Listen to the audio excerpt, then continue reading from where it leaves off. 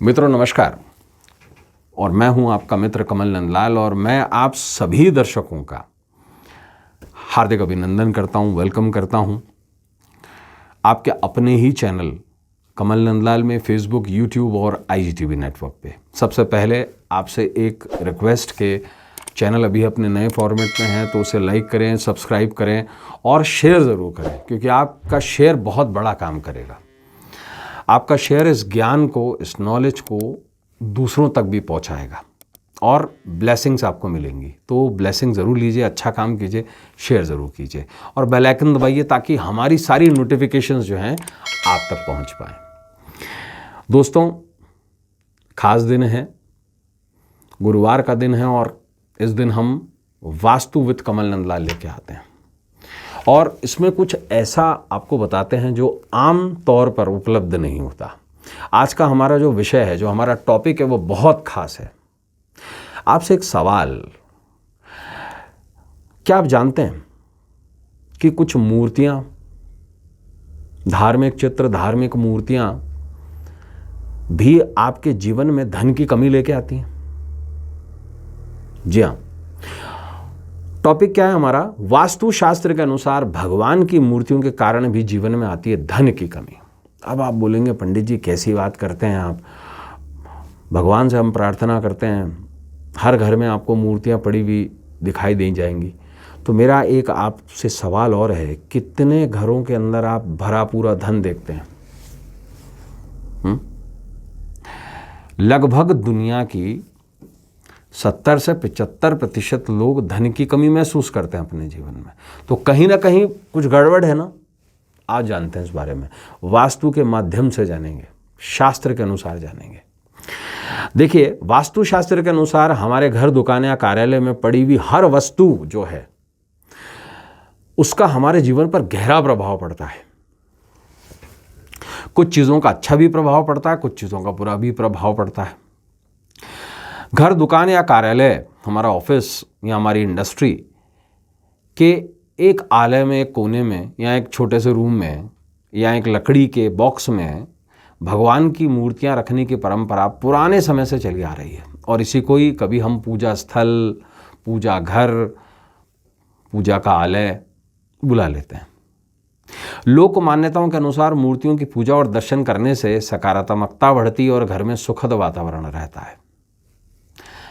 घर में, दुकान में, किसी भी जगह, ऐसी लोगों की मान्यता है। शास्त्र नहीं कहते ऐसा, लोग कहते हैं। वास्तुशास्त्र क्या कहता है, सुन लीजिएगा। वास्तुशास्त्र के अनुसार घर, दुकान या कार्यालय में पूजा स्थल का बहुत बड़ा महत्व है। आपके घर का, आपके ऑफिस का जो छोटा सा मंदिर है ना, उसका बहुत बड़ा महत्व है। और ऐसे में कौन सी मूर्ति रखनी चाहिए, किस दिशा में रखनी चाहिए, किस प्रकार से रखनी चाहिए, इसका बहुत बड़ा महत्व है। अक्सर देखा जाता है कि कुछ लोग अपने घरों में मूर्तियों के खंडित हो जाने के बावजूद भी उसे रखते हैं, जिसका वास्तुशास्त्र में प्रभाव बहुत बुरा माना जाता है। मिट्टी की मूर्तियां आप देखिएगा, उसका बेस जो है वो खंडित है, किसी का नाक टेढ़ा है।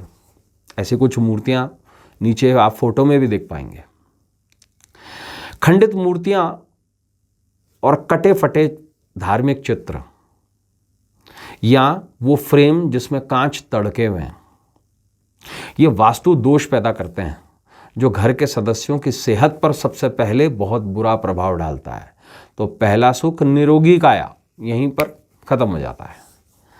वास्तु के अनुसार हर तरह की बीमारी से बचने के लिए घर में खंडित मूर्तियां, कटे फटे धार्मिक चित्र और तड़के हुए कांच के फ्रेम जिसमें धार्मिक चित्र लगे हैं, उनको जल्दी से जल्दी घर से निकाल देना चाहिए।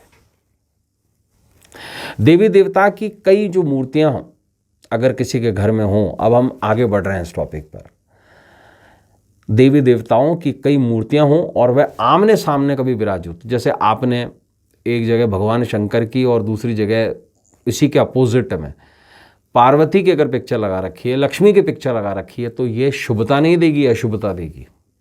इसलिए ऑपोजिट फेस करने वाले देवी देवताओं के चित्र कभी नहीं रखने चाहिए, एक ही तरह से रखने चाहिए आपको देखते हुए।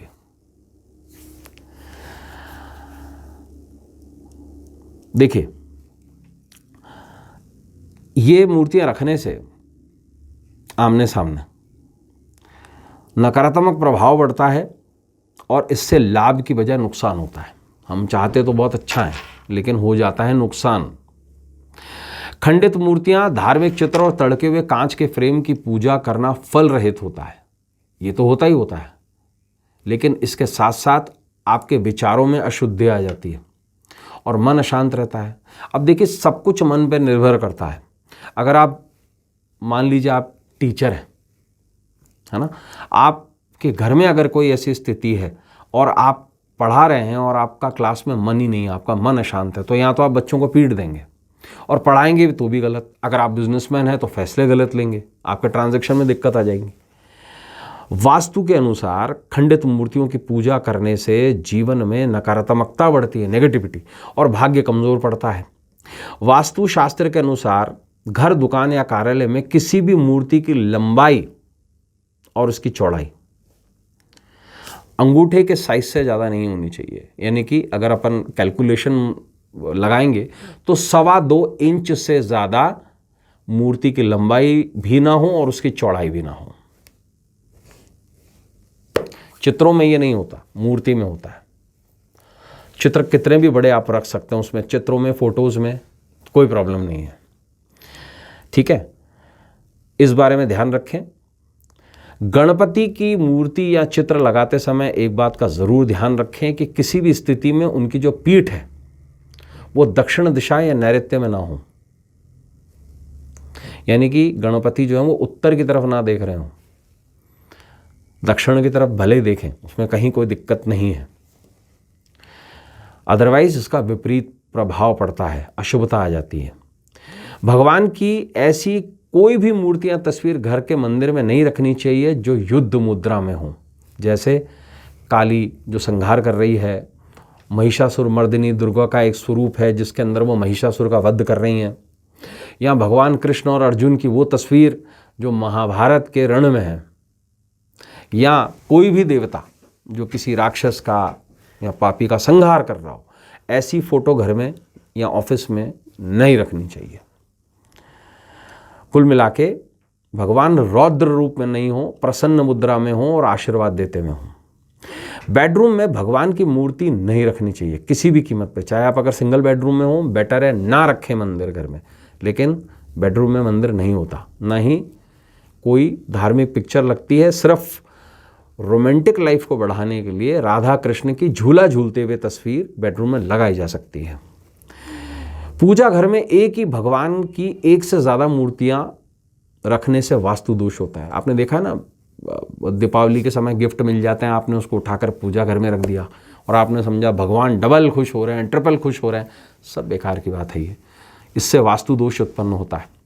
शिव पुराण के अनुसार सिर्फ एक ही ऐसी चीज़ है जो खंडित नहीं होती कभी, वो है शिवलिंग। शिवलिंग निराकार ब्रह्म है और इसे वेद भी स्वीकार करता है। अतः शिवलिंग खंडित होने पर भी पूजनीय है, और शिवलिंग के अलावा अन्य सभी देवी देवताओं की मूर्तियां अगर वो खंडित अवस्था में हैं तो उसमें उसे पूजनीय नहीं माना जाएगा, उसका जल प्रवाह कर दीजिए। वास्तुशास्त्र के अनुसार घर, दुकान या कार्यालय में 2.25 इंच से ज़्यादा बड़ी मूर्तियां, खंडित मूर्तियां, युद्ध में लीन देवी देवताओं की मूर्तियां रखने से जीवन में धन की कमी आती है और साथ ही साथ सेहत बहुत ज़्यादा प्रभावित होती है। तो दोस्तों, आज हमने बात करी कि मूर्तियां भी, भगवान की मूर्तियां भी धन की कमी दे देती हैं, नुकसान दे देती हैं। ऐसे ही टॉपिक्स आपके सामने मैं ज़रूर लेकर आऊँगा वास्तु विद कमल नंदलाल में। आज के लिए बस इतना ही। जाने से पहले आप सभी से एक रिक्वेस्ट करूंगा कि आपका ही चैनल है कमल नंदलाल भी आपका है, तो चैनल को लाइक करें, सब्सक्राइब करें, शेयर करें फेसबुक, यूट्यूब और IGTV नेटवर्क पर।